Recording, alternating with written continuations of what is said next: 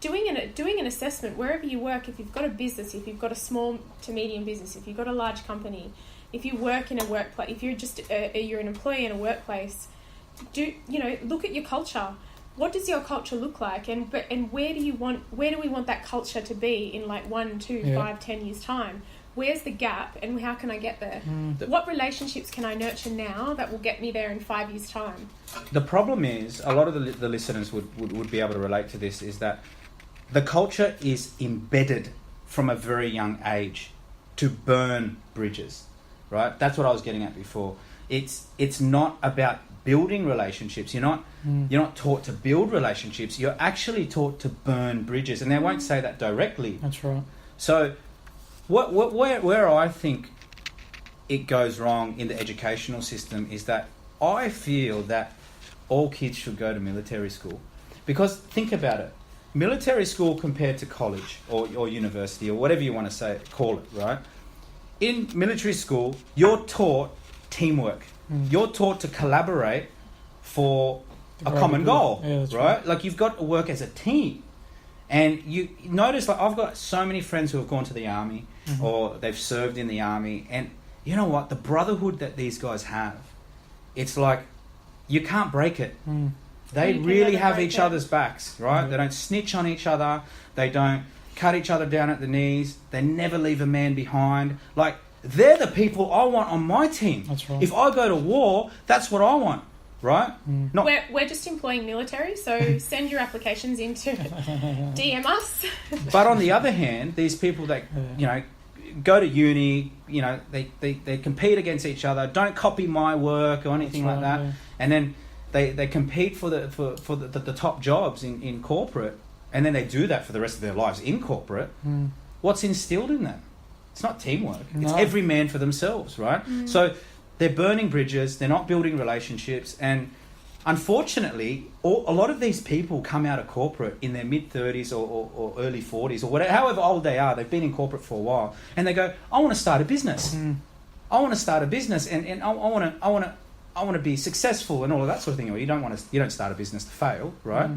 So, and what happens is that they adopt that cutting people off at the knees. You know what I mean? They start burning bridges because that's what they've done their whole lives. That's what's happened to them. It's not their fault. It's they've been conditioned that is the right way to do business. But you know what? It's the complete wrong way to do business. Yep. Right. You will fail straight away. I've seen people fail, like literally within a year. And come to us and say, I just don't know where I went wrong.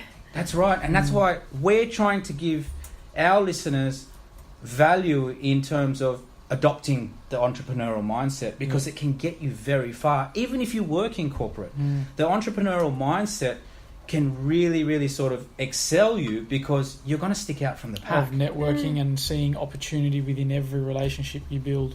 Correct? Treating yourself as a business rather than being selfish and trying to trample on people on the way up. Like, you are the business. Help others. When you help others, okay, you might not get rewarded straight away, but eventually, you know what? You will. That's right. All you've got to do in business, whether you're working or you're in a job or you're running a business, all you got to do is do the right thing. I wrote a paper on it late last year, actually, about the growth mindset. Talking about, and one of the topics I like that article. One of the things that I did cover in that paper was that, not creating, not copying, basically. So stop with the dog eat dog world mindset. Just stop doing that. If you want that promotion at work and you're competing against someone else, stop competing for that. Your actions will definitely shine through. That's what's killing that corporate culture at the end of the day. There's an old saying as well, guys. If they like you, they listen to you. If they trust you, they will do business with you. Trust Trust is everything. Yeah. And it's earned. It's a long-term thing. You can't just expect people to trust you from the get-go. We built a business from many businesses from absolute scratch, but a highly successful business in our portfolio from scratch. And it took a very, very long time, to half a decade, to build up trust of clients and customers. And I'm honest to God, if I knew it was going to take that long when we acquired that business back, 6 years ago.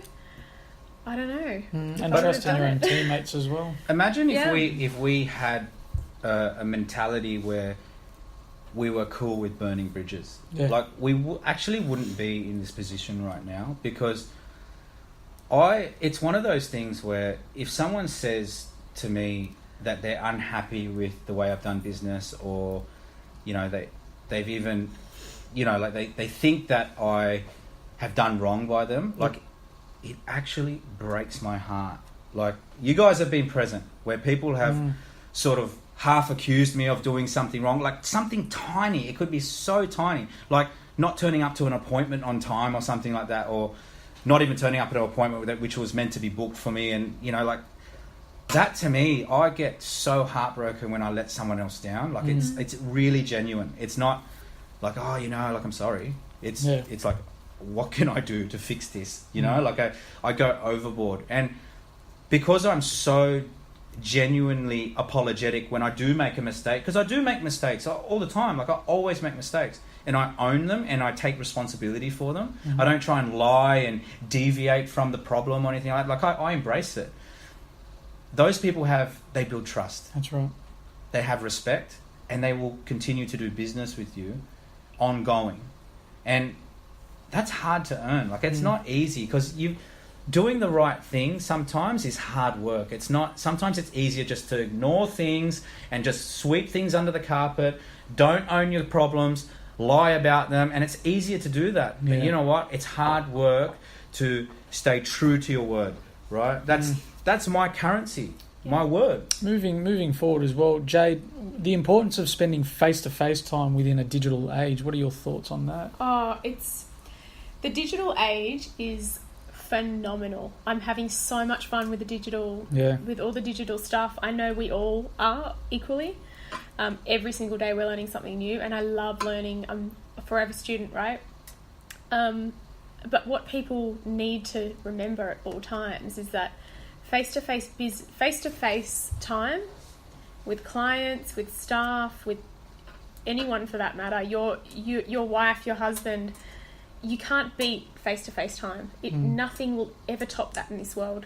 There are companies that are saying, they're going to go completely digital. They're going to, they're going to be completely online. They're going to, the virtual assistants. And while I'm all for that progression, nothing will ever beat face-to-face. Yeah. We will always advance in, VR and social media and digital everything, but that space, I mean, unless they clone a human or replicate a human, that's right. Face-to-face time is critical. I always say that another really important thing to remember is you can't interpret people online either, and I think that's a really important thing, especially when you're dealing with you got business to business relationships, you got business to consumer relationships.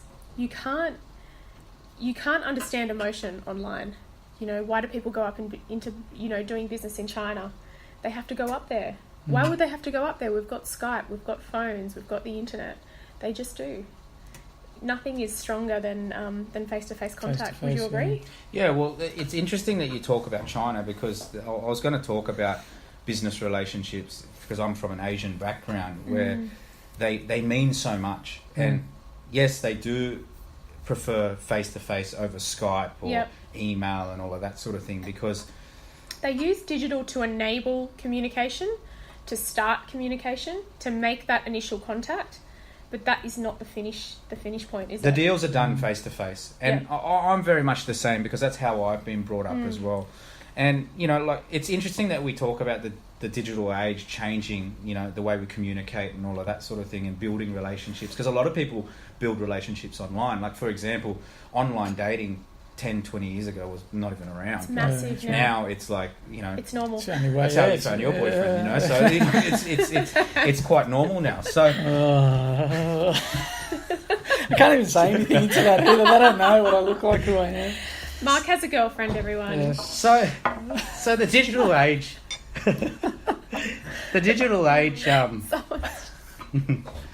Sorry guys. The digital age, it's created an opportunity for us, because it's like there's so many people who communicate, right? I can't stop laughing at that. There's so many people that communicate digitally. Would you agree? I do agree. Yeah. So like kids, for example, normal, and it becomes normal, and you don't even have to call anyone anymore or text. You can just see what they're doing on social media. So like millennials, right? All they do is they're stuck into their phones. They don't stop. Where people, I guess, who are good with people can build really solid relationships because there are people that can't talk to people. Yeah. Right, I come across people all the time, and I try and build relationships with them, whether it be clients or new staff members or whatever. Right, people on the street where I'm networking with, and people are so like they're so awkward. Yeah. You know, like they don't know how to even say hello. And I mean, it's created an opportunity for people to go and build better relationships if you can learn interpersonal skills. Is that right? Yeah. Interpersonal skills. So if you can learn those skills, which is a rare commodity now. I'm finding it's rare. Yeah. Like, people are finding it hard. Like, you can pick up girls now. Like, online.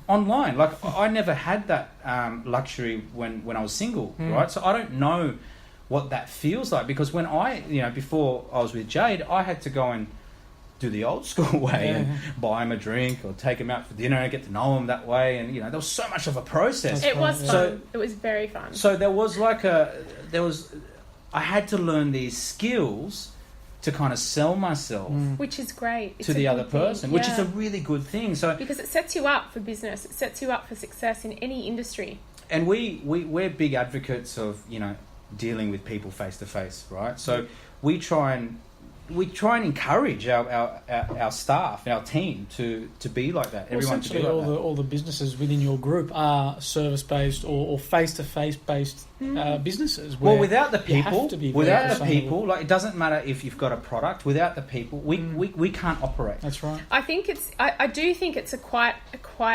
ironic though that we've chosen. It's the law of attraction for sure. We've got all of our businesses are service based, and one of them, for instance, is the complete opposite to the other one. We're dealing with millions of dollars on one scale, but it's still service based. You still need people for it to run and operate. But we've gone down those strong relationship routes where we need people to function. And we need people to scale it, which is our natural tendency, because we love building relationships. We love maintaining them. We're good at it. We like to advise people on doing that. So I think it is the law of attraction. We've been attracted to those particular businesses and industries because that's where our skill set and expertise lies. Well, it's funny because a lot of people, they ask about, the property business, for example, and they say, well, Zah, like, it's just about properties. You don't really have to really worry about people. It's got nothing to do with. It's got nothing to do with bricks and mortar. It's all got to do with people. It's a people business. Yeah. Like, I don't necessarily go on site and pick up tools and start, lifting bricks or anything like that. It's everything's done with people. It's networking and it's relationships. Like, the way we get deals is through people. I live by one particular thing in life, and it's in business. I mean, it's not what that business interaction was actually about. It's how you made that person feel that will forever be in their hearts. It's how they felt at that particular time. It's when experience. They came into your business, when they signed a contract and, we acquired them, an amazing investment property, or, they started, stage 2 or 3 of the Luxland Way, or they invested in stage 4. How did we make them feel at that particular time? Yeah, that's right. That's the important thing. And that's what people miss. Yeah, like Jim Carrey, I agree. Jim Carrey says something interesting. I can't remember word for word what it is, but it's something about your value is how much you impact someone else's life or something like that, right? And it's the same with our businesses. Like the other day, we were at a wedding and we bumped into a client of ours, and they were a client from Luxland, and they were so over the moon about the deal that we got them about a month ago that it just, the emotion was just It was